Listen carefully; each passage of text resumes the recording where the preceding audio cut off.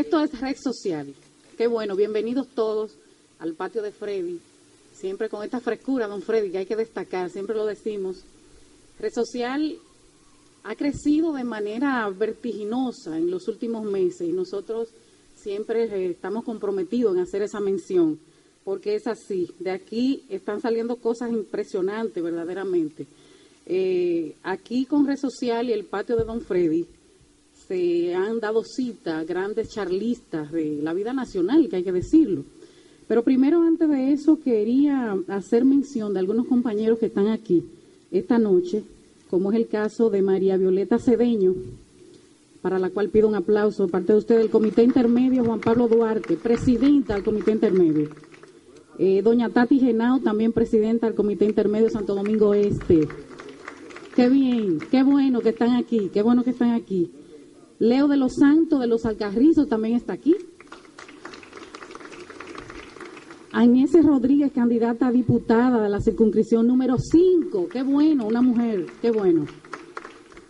Joaquín Alberto Ramírez también está con nosotros. Salvador Rivas, Carlos Ortiz, Juan David Marmolejos, como le dijo José Radamés Laos. Esta charla que se va a dar esta noche aquí, compartiendo con todos ustedes, se trata del reordenamiento político en América Latina. Tenemos un gran invitado especial, pero primero quiero saludar al coordinador de Red Social, Juan Carlos Espinal, para el cual pido un aplauso. Ha sido el ideólogo. Gracias, Juan Carlos, gracias por existir, gracias por Red Social. A don Freddy, el anfitrión por excelencia. Don Freddy, un gran aplauso, un gran aprecio. Nuestro invitado, Manolo Pichardo, diputado al Parlacén, precandidato a senador por el Distrito Nacional. Un fuerte aplauso. Gracias por venir a compartir con nosotros para Red Social. Es un gran privilegio tenerte. Adelante, Juan Carlos. Qué bueno que vino Salvador Rivas. Qué bueno que vino Joaquín Alberto Ramírez. Pero oye lo que te digo, buenas noches a todos. Qué bueno que ustedes están con nosotros. Pero qué bueno que está acá Joaquín Alberto Ramírez. Qué bueno que está Salvador Rivas. Espero que la próxima actividad esté Darius también. Es importante que cada uno de nosotros ya entendamos en este proceso que ya no son charlas solo.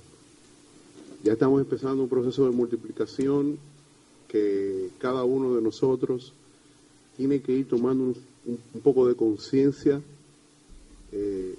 ya no política, sino social, porque a todos nosotros nos enseñaron cómo ganar elecciones, que es un comité intermedio, que es un comité de base, la división social del trabajo, los dictados de Bosch, ¿no? Aquellos dictados de posguerra. Pero el mundo cambió muy rápido. En el 86 cae el muro, pero ya el muro había caído mucho antes. El muro de Berlín. Y entonces, cuando sonó el primer Picasso, había unos procesos sociales internos que venían erosionando las bases de las dictaduras totalitarias y de los procesos militaristas del este de Europa. Así se fueron formando las repúblicas, las nuevas repúblicas, a partir de unas grandes y profundas crisis socioeconómicas, pero hay unos aspectos que los teóricos más aventajados no han podido descifrar, que es el problema sensorial de nosotros. Porque nosotros no en el 96 votamos a Leonel y no votamos a Peña. Cuando Peña venía una dimensión, un monstruo que venía de toda Europa, con todos los gobiernos de Latinoamérica, con todo el presupuesto, con toda aquella excepcionalidad discursiva de José Francisco Peña Gómez, que entonces obligó al candidato desconocido de ese momento, a Leonel Fernández, que era más que nada un periodista. Bueno, él se graduó de Derecho y es un gran abogado, pero en aquel momento era un desconocido. ¿Qué catapultó a ese individuo en ese momento determinado frente a otros procesos muy difíciles para él y para cualquier candidato en ese momento, como era aquel escenario?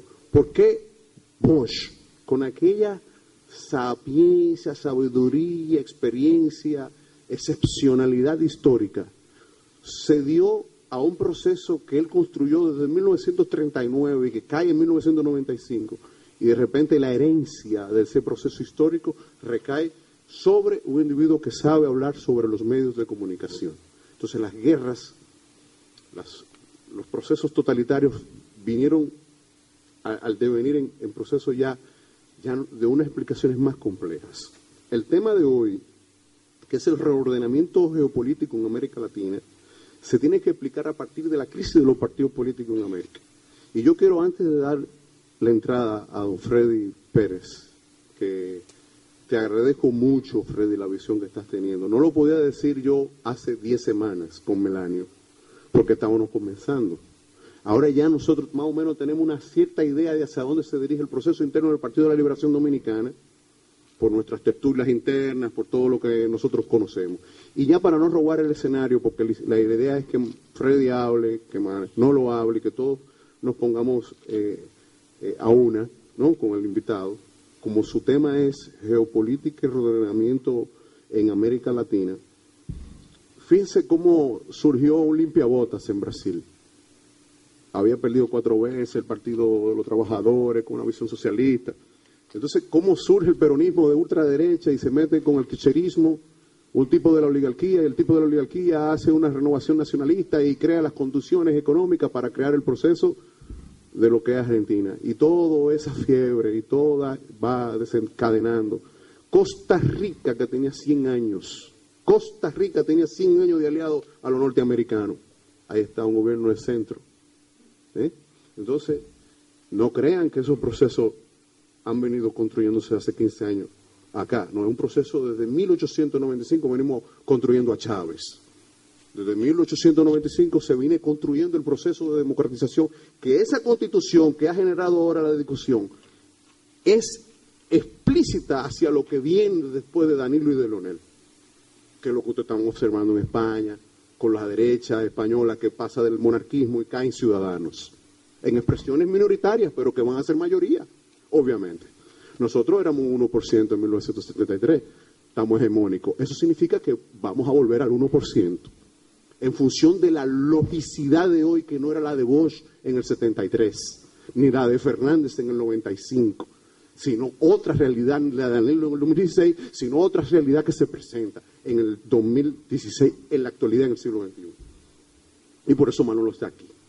Porque lo que está pasando es que hay un reordenamiento en el Partido de la Liberación Dominicana, un reordenamiento en la sociedad dominicana desde el punto de vista sociopolítico y económico y cultural.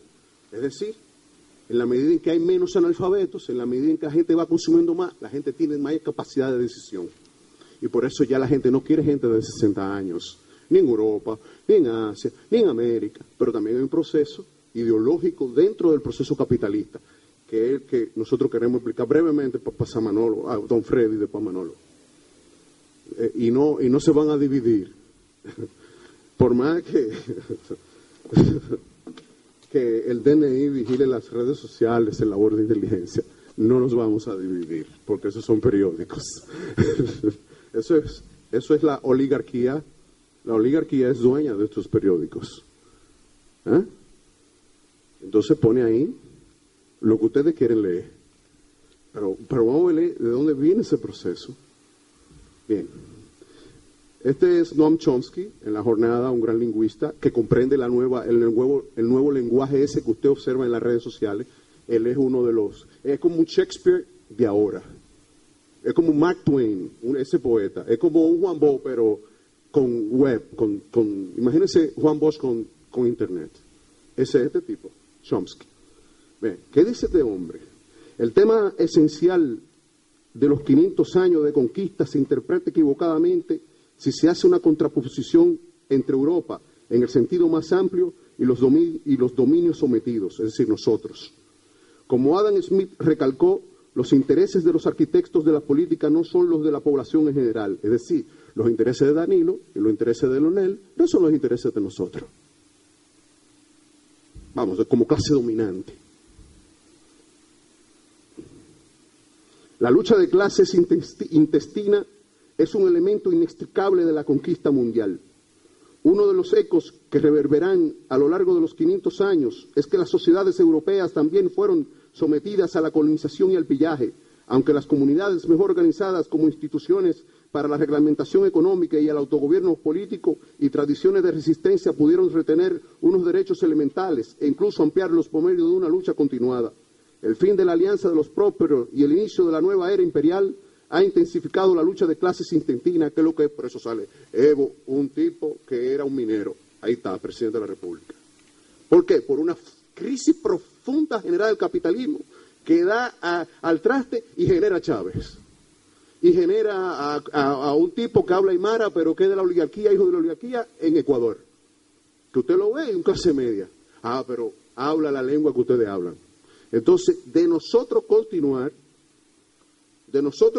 dentro del proceso capitalista generando tensiones sociales, entonces vamos a revertir el proceso.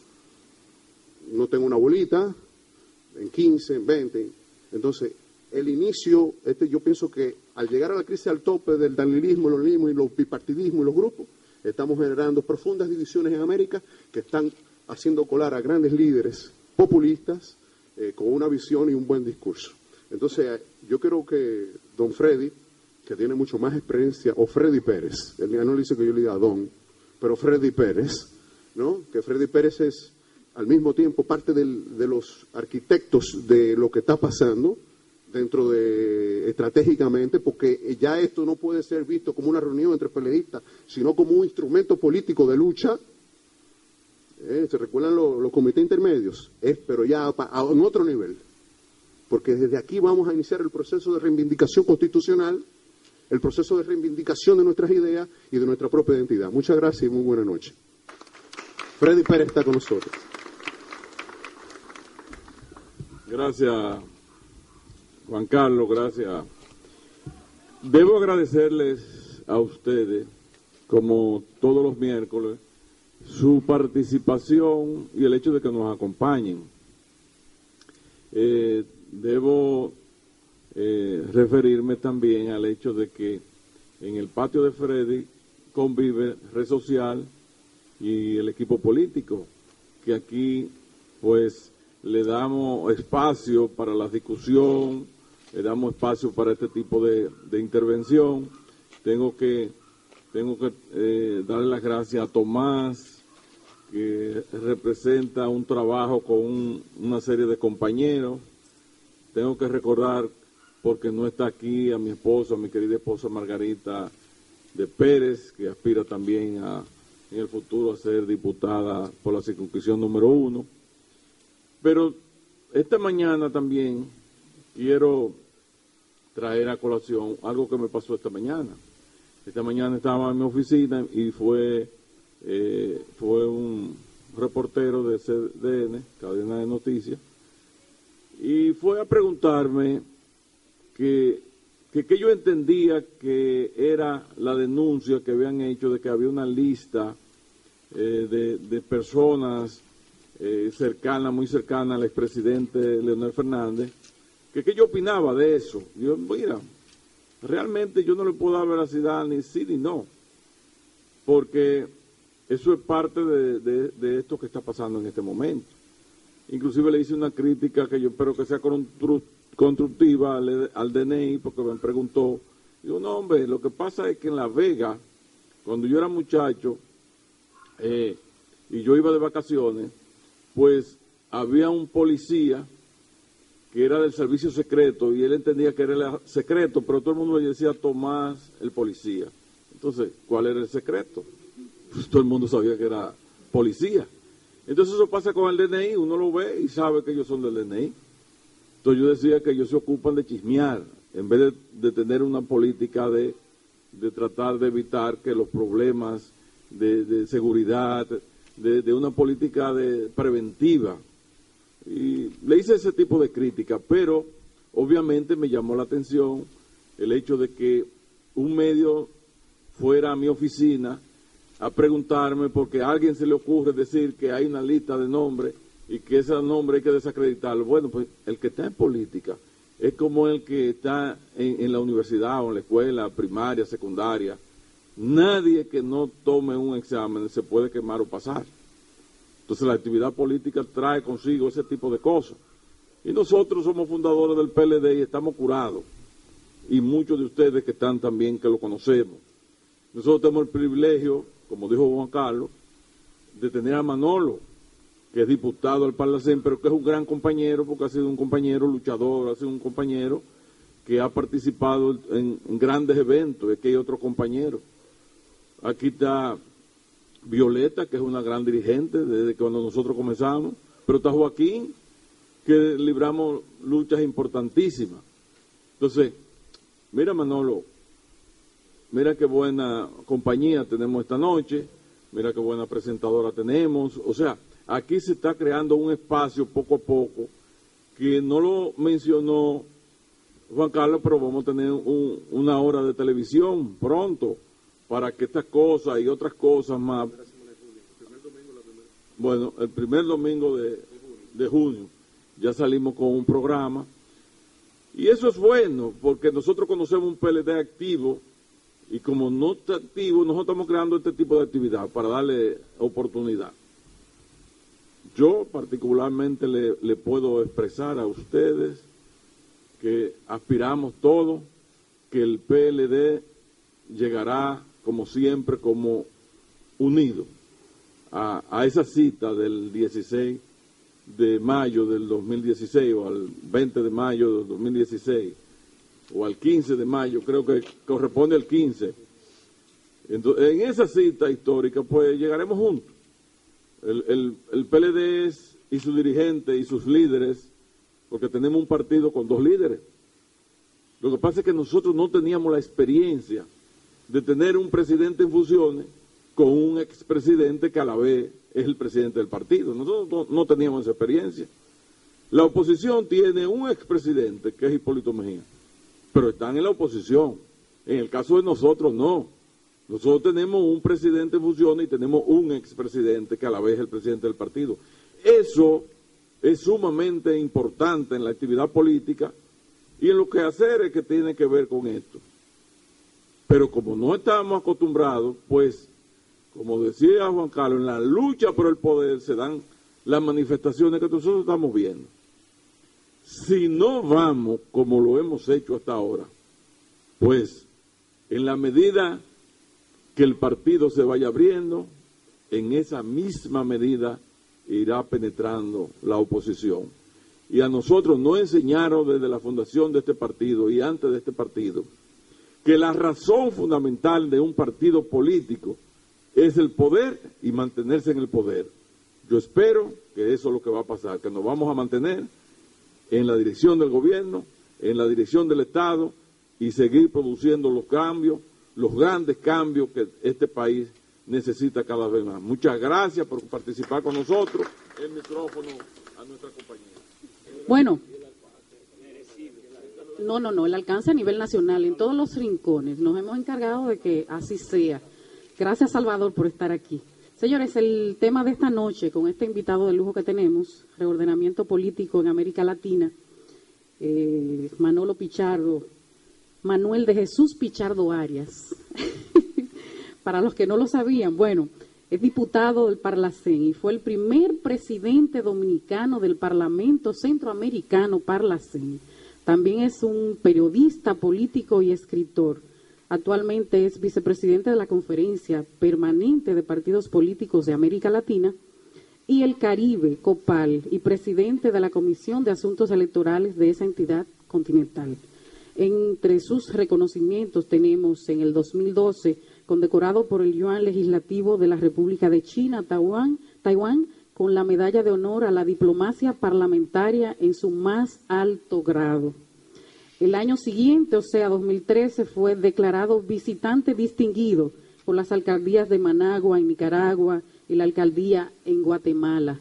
Así es que nosotros nos place, para Red Social, es un verdadero privilegio. Del Comité Central del Partido de la Liberación Dominicana, está aquí con nosotros, sin desperdicio, esta charla, que yo sé que va a ser de mucho beneficio, y también precandidato, diputado, precandidato a la senaduría por el Distrito Nacional del Partido de la Liberación Dominicana. Así que vamos a darle un fuerte aplauso a Manolo Pichardo, que está con nosotros. gran satisfacción estar aquí, por lo siguiente. Porque estar aquí en este tipo de actividad nos dice que todavía en el Partido de la Liberación Dominicana hay gente que quiere abrevar en el conocimiento. Y cuando el Partido de la Liberación Dominicana se fundó, no estoy todavía en materia, cuando el Partido de la Liberación Dominicana se fundó, Juan Bosch fue un tipo visionario y se adelantó a su tiempo. Y como estábamos construyendo a nivel global la sociedad postcapitalista, que a decir de Peter Drucker es la sociedad del conocimiento, Juan Bosch creó un partido de cuadros instruido para dirigir los destinos de este país. Extrañamente, en medio de la construcción de una sociedad del conocimiento, la puerta de entrada, que eran los círculos de estudio donde se formaban los compañeros y compañeras, dejaron de existir y nos convertimos en un partido de masa. Digo extrañamente y paradójicamente porque precisamente eso ocurre en un momento que se afianza la sociedad del conocimiento. Y cuando Peter Drucker dice en su libro La Era del Postcapitalismo que el conocimiento en esta era es mucho más importante que los demás factores de la producción, que son el trabajo y el capital. Entonces, construimos un partido de masas, deshicimos el partido que construyó Juan Bosch precisamente para esta época. Diría yo que por esa razón estamos embarcados en este lío que estamos viviendo hoy día. Pero bien, entrando en materia, vamos con el tema nuestro, que es América Latina y el reordenamiento global. En la mañana de hoy, el periódico El Día trajo una información servida por una agencia noticiosa internacional que daba cuenta de la visita del premier chino, que me parece que se llama Li Keqiang, ¿verdad? Me corrigen si no es así, pero creo que es así. Esa visita de Li Keqiang a Brasil, en esa visita de Li Keqiang a Brasil, hubo un convenio de inversión por el orden de los 53.000 millones de dólares. Ese anuncio de inversión de los 53.000 millones de dólares de China a Brasil es una parte de los 250.000 millones de dólares que prometió el presidente Xi Jinping en la reunión que se sostuvieron hace un par de meses en Beijing, los países o los cancilleres de los países miembros de la CELAC, en la que hubo un acuerdo de acercamiento y el presidente Xi Jinping dijo que en los próximos 10 años se invertirían esos, creo que 5 años, esos 250.000 millones de dólares, pero que esos 250.000 millones de dólares se duplicarían en 5 años más para llegar a la cifra de 500.000 millones de dólares. Bien, eso es una información que nos está diciendo por dónde anda el mundo de hoy. Pero veamos otras que aparecen en estos días. La creación del Banco de Inversiones de Asia, con un capital inicial de 100.000 millones de dólares. Y oigan este dato con la creación de este banco de Inversión de Infraestructura chino. Es que sus miembros asociados en esta competencia por la hegemonía global, en la que son competencia China y Estados Unidos, de los grupos, de los socios que iniciaron este banco, están ¿cómo se llama? El alter ego, vamos a decirlo así, de Estados Unidos, que es Inglaterra. Sus aliados tradicionales de la OTAN, el líder de la Unión Europea, Alemania. El segundo líder de la Unión Europea, Francia. Y muchos de los aliados de Estados Unidos se pasaron al Banco de Inversiones de Infraestructura en China. Esa información nosotros la podemos asociar a otras informaciones que se han ido y acontecimientos que se han ido produciendo en estos días, como por ejemplo la 7ª cumbre de las Américas que tuvo lugar en Panamá. Una cumbre de las Américas con presencia estadounidense y por primera vez con la presencia de Cuba. Requisito, ¿no?, o exigencia que hicieron los países latinoamericanos en la en la cumbre anterior que se celebró en Cartagena de Indias, Colombia, donde los presidentes latinoamericanos plantearon, si no viene Cuba, no hay cumbre. Por eso ustedes ven todos esos acercamientos de Barack Obama y todas esas cosas de repente a Cuba, porque estaba perdiendo su patio trasero. A estos acontecimientos se producen otros acontecimientos también que tienen que ver con los conflictos que se dan en Euroasia, con Rusia y con todo el tema que viene con la OTAN y los países de Europa. Ahora bien, ¿dónde está el origen de eso? Y ahora me voy a ir como voy a usar el método de Juan Carlos.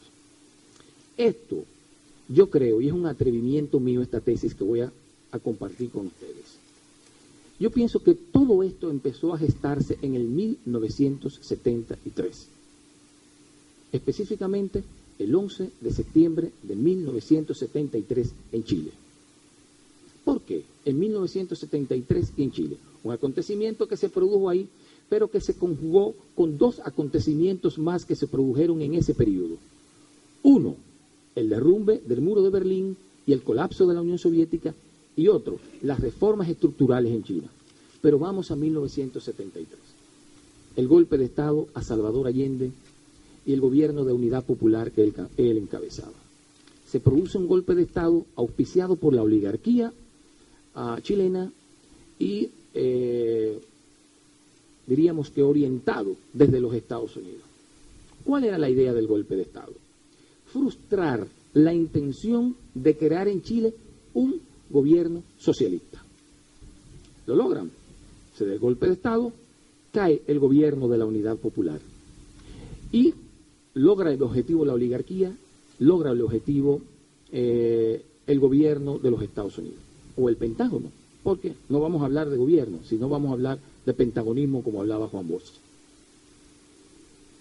¿Qué ocurre? Dado el golpe de Estado, se crea una especie de vacío político. El dictador en ciernes, el gobierno de facto, se encuentra, bueno, derrocamos al gobierno de Allende con pretensiones socialistas, pero ¿hacia dónde vamos? Y se crea una especie de vacío. ¿Cuál es el camino a seguir ahora después de derrocar a Salvador Allende? Llegan unos muchachos. Estos muchachos, con ideas liberales, en términos económicos, no liberalismo político, que es todo lo contrario del liberalismo económico. Estos muchachos llegan y pretenden llenar el vacío. Y dicen, no, nosotros tenemos algunas ideas. ¿Quiénes son estos muchachos? Estos muchachos fueron jóvenes que estudiaron en la Escuela de Economía de la Universidad de Chicago. ¿Cómo llegan estos muchachos a la Escuela de Economía de la Universidad de Chicago? Llegan porque a mediados de 1950, la Universidad Católica de Chile firmó un convenio con la Escuela Económica de la Universidad de Chicago, en la que se planteaba que 20 jóvenes de esa escuela de Chile irían a estudiar a la Escuela de Economía de la Universidad de Chicago. Y en efecto, así empezó a ocurrir. Iban 20 jóvenes, terminaban, volvían 20 jóvenes más. La última camada de esos jóvenes terminó precisamente en el 1970.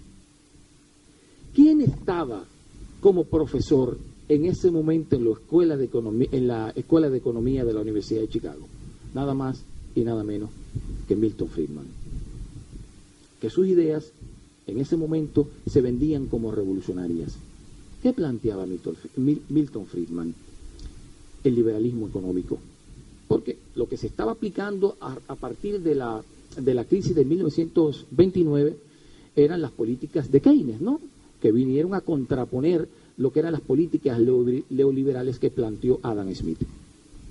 Pues bien, estos muchachos llegan con esas ideas liberales a Chile y en medio del vacío le plantean al dictador en ciernes que ellos tienen la idea de hacia dónde debe enrumbarse Chile y plantean que se invite a Milton Friedman a Chile a dar algunas conferencias. Y Milton Friedman empieza a dar conferencias, la primera de las cuales la dio precisamente en la Universidad Católica de Chile. Pero los muchachos hicieron todas las gestiones y toda la oligarquía para que Milton Friedman, el revolucionario de entonces, o de las ideas revolucionarias de entonces, visitara a Pinochet. para que le vendiera sus ideas. Y en efecto, se produce una reunión con el dictador le gustan las ideas de Milton Friedman y empieza a ponerse en ejecución todo el plan neoliberal en Chile.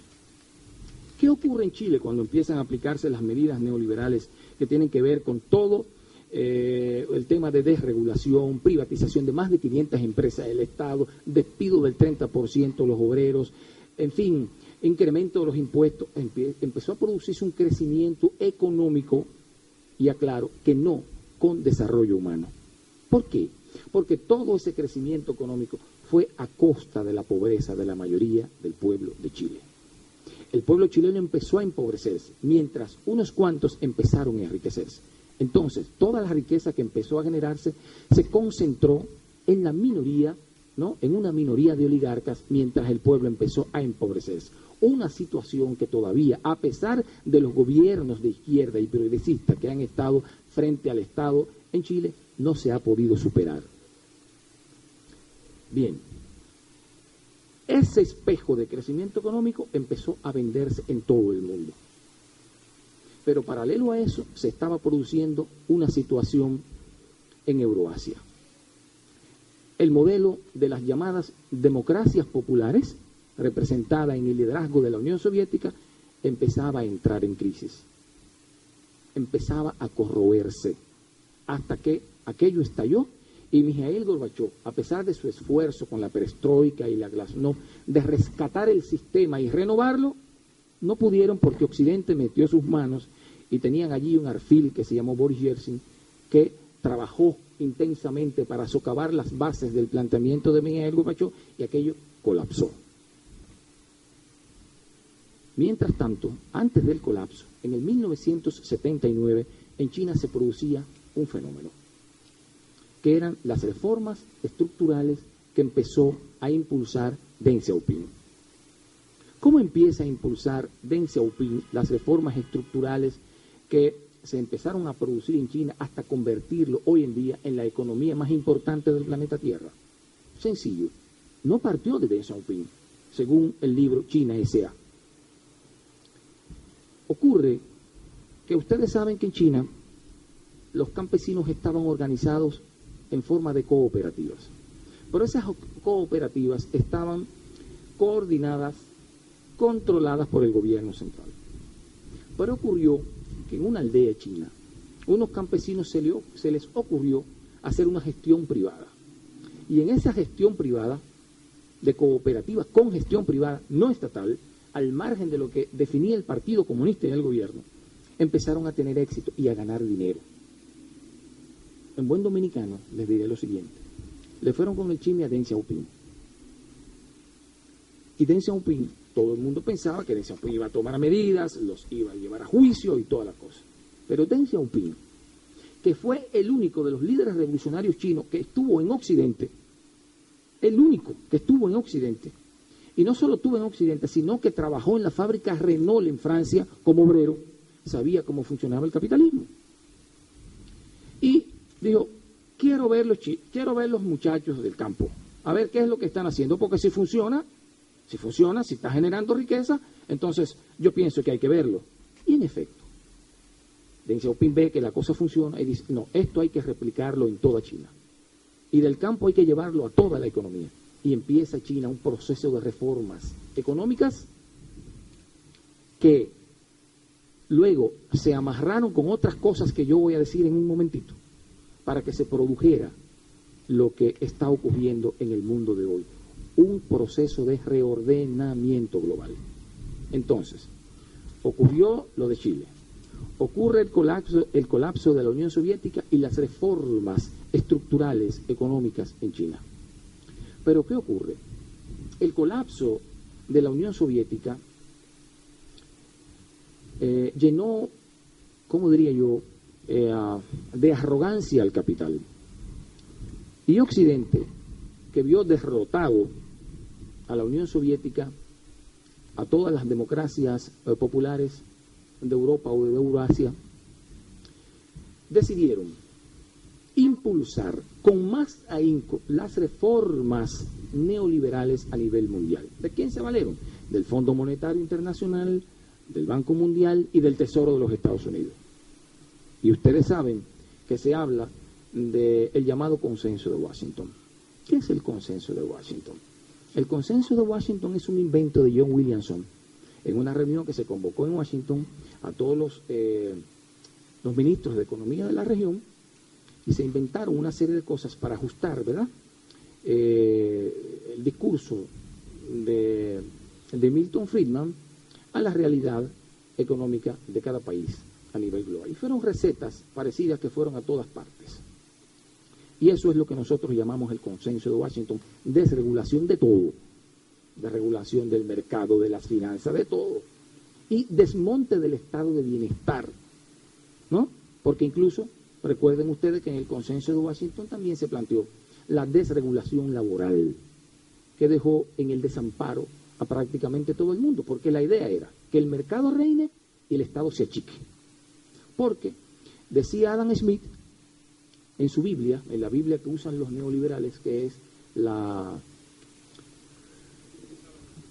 riqueza de las naciones, decía Adam Smith que las distorsiones que se podían crear, ¿no?, en el libre mercado, habría una mano invisible que las corregiría. Bueno, entonces los portadores o predicadores de las bondades del neoliberalismo andaban con su Biblia debajo del brazo, que era la riqueza de las naciones, mientras los otros andaban con otro libro debajo del brazo, El Capital, que ya no tenía mucho sentido y que ya todo el mundo lo despreciaba. Yo recuerdo que para 1992 yo fui a Cuba, y en medio del periodo especial aquel, yo fui a una librería y encontré un montón del Capital, así, de los 3 tomos del Capital, así. Y yo creo, si mal no recuerdo, que los 3 tomos me salieron como por 10 pesos dominicanos. Como por 10 pesos dominicanos. Así eran los 3 tomos del Capital. Nadie quería el Capital. Todo el mundo estaba trincherado en las riquezas de las naciones de Adam Smith. Pero eso no funcionó. Y Milton Friedman, que rescataba, que reivindicaba las políticas neoliberales o liberales, porque neoliberales son porque se rescatan las liberales de Smith, empiezan esas políticas a aplicarse. ¿Y qué fueron generando estas políticas? Fueron generando lo mismo que se generó en Chile, porque se replicó lo mismo: crecimiento económico a costa del empobrecimiento de las mayorías. Entonces empezaron de repente a haber muchos pobres y pocos ricos. De ahí que este economista y premio Nobel de Economía estadounidense,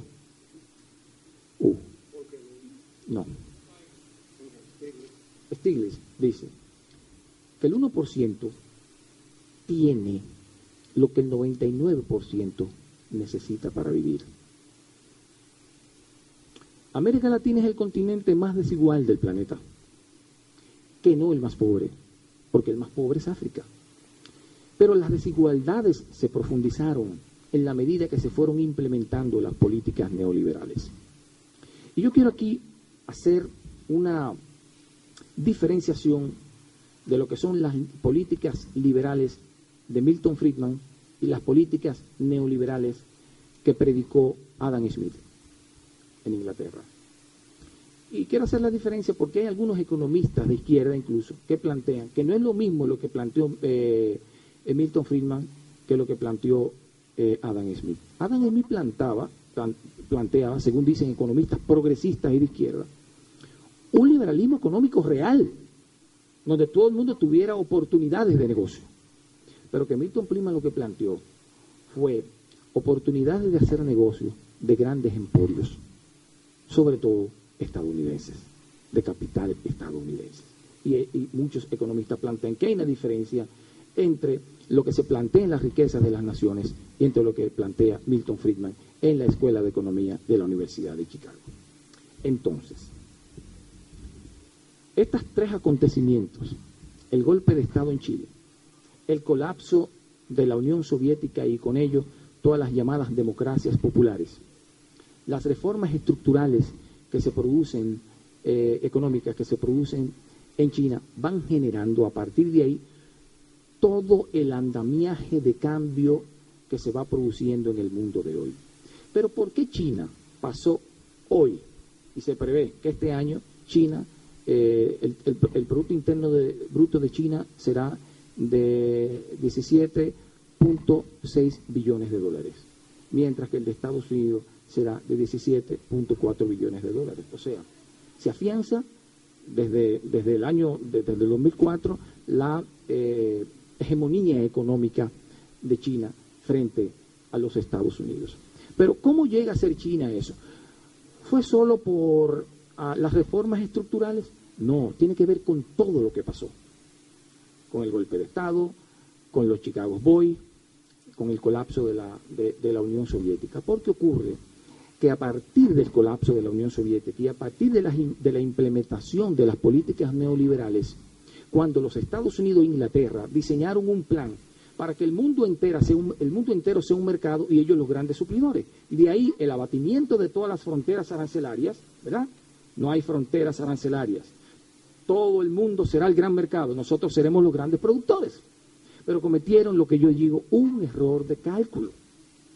En ese diseño dijeron, bueno, para maximizar las ganancias vamos a producir lo que ellos llamaron la deslocalización de las empresas. O sea, las empresas pueden operar tanto en Estados Unidos como en América Latina, como en China, como en India, como en todo el sudeste asiático, en todas partes. Y así maximizamos la ganancia porque aprovechamos la mano de obra barata latinoamericana, aprovechamos la mano de obra barata china, la India, en fin. Y en efecto, empezaron con su proyecto de deslocalización de las empresas. Esa deslocalización de las empresas coincide con las reformas estructurales en China. ¿Y qué ocurre? Las empresas empiezan a mudarse a China desde Estados Unidos, empiezan a mudarse a la India, y eso refuerza todo ese proceso de reestructuración económica china, que los chinos llaman una economía socialista de mercado. Ellos veían, no podemos con el socialismo, vamos a fracasar, vamos a invitar al mercado y vamos a hacer un híbrido a lo que ellos le llaman economía socialista de mercado.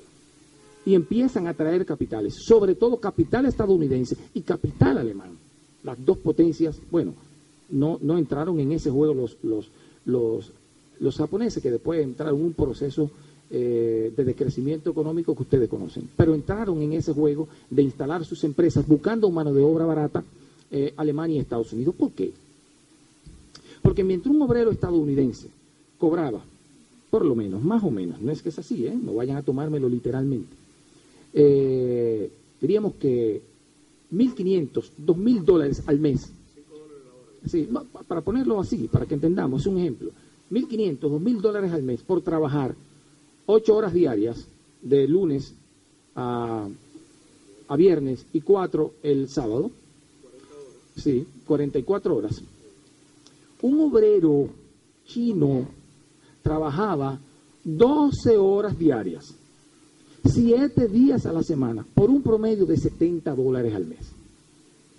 Imagínense ustedes, ¿qué se produce? La estampida, la mudanza. De ahí que la capital, siempre lo digo, de la industria automotriz estadounidense, que era Detroit, busquen la foto en internet, que es Detroit hoy día.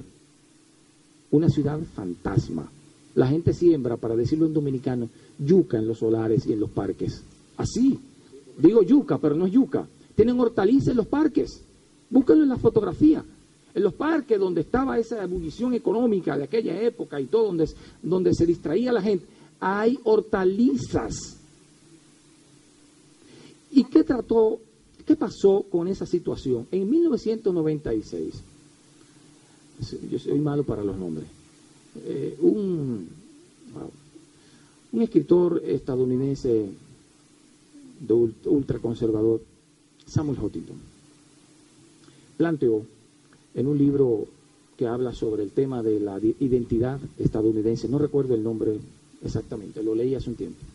Él decía que partiendo de esta situación tan crítica que se estaba dando de la estampida de las fábricas, de desmontarse para montarse en esos países, el gobierno estadounidense envió una carta a las 100 principales empresas de los Estados Unidos diciéndole que ellas habían crecido porque habían tenido un gobierno que les respaldó y eran empresas estadounidenses que tenían que retornar a sus países porque estaba habiendo una situación de desempleo dramático en los Estados Unidos a partir de 1970. Muchos, siempre lo cuento, de esos empresarios no respondieron la comunicación al gobierno, otras respondieron indignados. Pero hay una respuesta, una carta que siempre menciono por el contenido, de la Ford al gobierno estadounidense, donde les decía, la Ford es una empresa estadounidense en los Estados Unidos. La Ford es una empresa china en la China. La Ford es una empresa india en la India. La Ford es una empresa mexicana en México. En fin, en definitiva, digo yo, el capital no tiene patria. ¿Y qué ha pasado? ¿Han podido volver a traer las industrias? No han podido. Esas industrias empezaron a reciclarse en China. Y China, con todo y lo que hacen, todas las potencias emergentes, empezaron, ustedes saben a qué, ¿verdad? A quedarse con tecnología, a espiar para quedarse con la tecnología. Yo siempre pongo un ejemplo de un carro, que es el Cucu, un carrito chiquito, ¿no? Que Estados Unidos y China fueron a la OMC discutiendo por el Cucu. Porque el Cucu es una versión robada a la Chevrolet, la Organización Mundial del Comercio. Entonces tuvieron un conflicto en la OMC por el tema de que, bueno, mira, me robaron la tecnología. Ese Cucu no es un Cucu. Ese Cucu es uno de los modelos nuestros de la Chevrolet que fabricábamos en China y los chinos no lo cogieron. Fueron al debate a la OMC. ¿Saben quién ganó en la OMC? China. Porque resulta que los chinos hábilmente le cambiaron el farol de adelante y le cambiaron el farol de atrás. Y entonces, usted le tira una foto y dice, pero bueno, se parecen, pero no es el mismo carro. El mismo motor, el mismo interior, todo, pero ni las luces, ni las luces de adelante, ni las luces traseras se parecían al carro original. Y así China, ustedes saben, ha venido ahora en este proceso de debate hegemónico con los Estados Unidos. Entonces, ¿de qué pasamos? Pasamos, desde antes del colapso de la Unión Soviética y todos estos procesos que le he mencionado, de un mundo bipolar en que tenían la hegemonía del mundo, la Unión Soviética y con ello todos los llamados países de las democracias populares y por el otro lado los Estados Unidos que lideraba Occidente. Pero de eso pasamos a un mundo unipolar, porque cuando colapsa la Unión Soviética no había nada. No había ningún país que compitiera en términos hegemónicos con los Estados Unidos, ni en términos económicos, ni en términos militares, ni en términos diplomáticos, ni en términos de nada. Estados Unidos estaba solo en el mundo haciendo lo que le venía en ganas. Y todo este proceso de apertura, de errores de cálculo en el proceso de desmonte arancelario y en el proceso de globalización forzada, porque el proceso de globalización es natural. Desde la creación de la rueda, el hombre se viene acercando y viene creando este mundo global.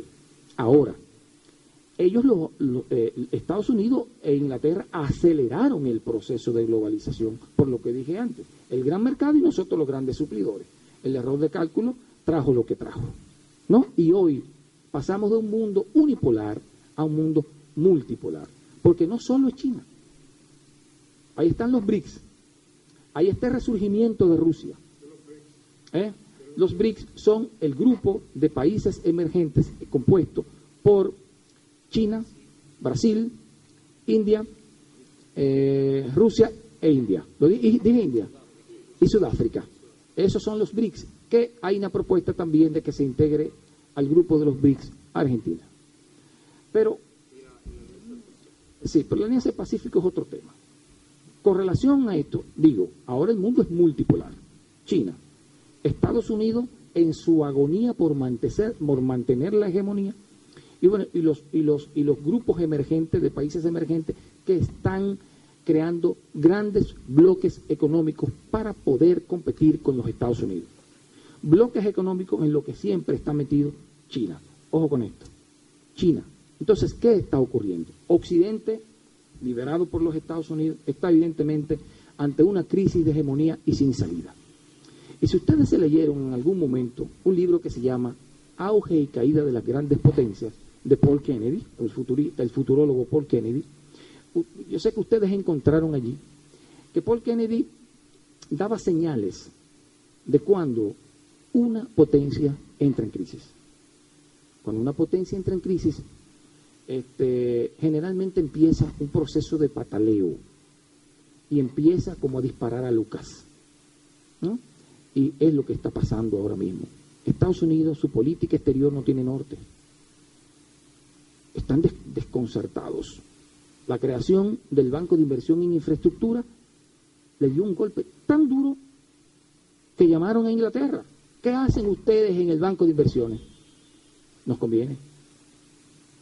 Nos conviene. O sea, el aliado más cercano de los Estados Unidos, que yo ni siquiera pensé que podía ser parte del Banco de Infraestructura, de Inversión en Infraestructura China, se pasó al bando chino, por lo menos en términos económicos, ¿no? Que se está tratando de rearmar con China y Rusia. Y todos son inventos nuevos global con América Latina. Miren, todo este proceso empezaron a convertirse en partido verde, partido ecologista, qué sé yo qué, muchísimos a reanimar a los partidos de izquierda.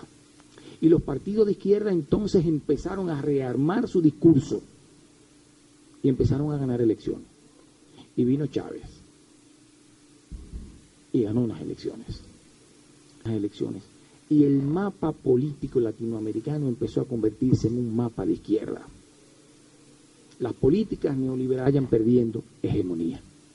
Estamos en un mundo que cambia, en un mundo que no sabemos hacia dónde va, porque este mismo proceso multipolar de inventos, ¿no?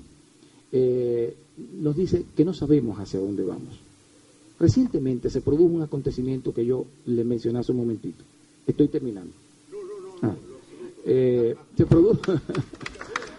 Se produjo un acontecimiento para ver cómo ha impactado todo esto en América Latina, que fue la 7ª cumbre de las Américas. Imagínense ustedes vieron la cumbre de las Américas en vivo. Óyeme, yo no me paré de la tele, yo lo vi entero. Yo no hago nada, yo voy a ver esto. Este acontecimiento histórico que está marcando un antes y un después en la historia política de América Latina desde 1492 a la fecha. Porque ahí, en esa reunión, en esa cumbre de las Américas en Panamá, se afianzó el segundo proceso de independencia de América Latina, el proceso definitivo de independencia de América Latina, lo que Juan Bosch llamó el proceso de liberación nacional de nuestros pueblos. Ahí estaba Obama, escuchando todo, acorralado con los discursos de países que se sentían libres, de países que no se sentían el patio trasero de los Estados Unidos. Allí estaba Correa, con un discurso de dignidad. Allí estuvo la Cristina, que hizo un discurso interesantísimo sobre el tema del combate a la droga. Se produce aquí, se consume en Estados Unidos, se quedan con la droga y se quedan con el dinero porque lo lavan en sus bancos. Y el combate a las drogas no es sincero, es irreal. No hay ningún preso narcotraficante estadounidense, todos son latinoamericanos. Una intervención responsable. Pero todos tuvieron intervenciones responsables. Correa, Raúl, en fin, yo veía una América Latina liberada. Quería agregar ahí con el proceso de 1898 que Chávez no surge en 1992 por el permiso, sino que es una construcción que viene dada a partir de la guerra hispanoamericana de 1898 que desencadena. Claro, es lo que digo. Este es un proceso de la segunda independencia que tuvo sus raíces en los primeros, diríamos que, conatos de independencia, porque yo les voy a decir lo siguiente. Hace 200 años tuvimos independencia, ¿verdad? Procesos independentistas, que nos dieron países, pero no fuimos países, éramos colonias disfrazadas. Y ustedes saben muy bien que el embajador de Estados Unidos daba una orden. Hasta aquí. Mire, señor presidente, el secretario de la Fuerza Armada es fulano. Así, en todos nuestros países. Ahora no. Hace 3 semanas